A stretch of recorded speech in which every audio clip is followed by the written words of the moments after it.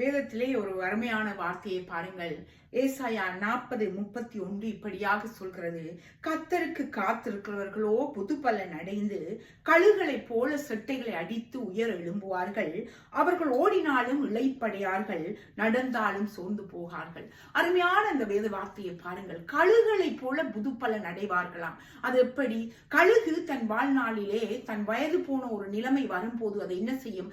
தனித்து விடப்பட்ட நிலையிலே தன் செட்டைகள் எல்லாவற்றையும் கொட்டப்பட்ட நிலையிலே தன் அலகுகளை உடைத்து தன் நகங்களை உடைத்து ஒரு கடினமான பாதைக்குள் செல்லுமாம்.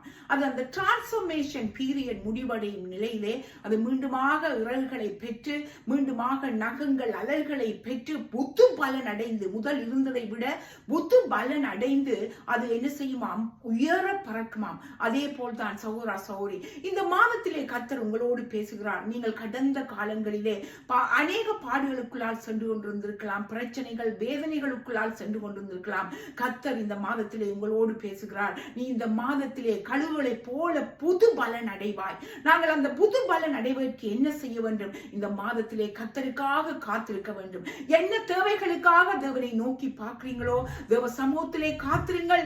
கர்த்தர் உங்களுக்கு இந்த மாதத்திலே புது பலன் அடைந்து முந்தின பார்க்கிலும் நீங்கள் உயர எழும்புவதற்கு தேவன் உங்களுக்கு ஸ்ட்ரென்த்தை கொடுப்பார். ஆமென்.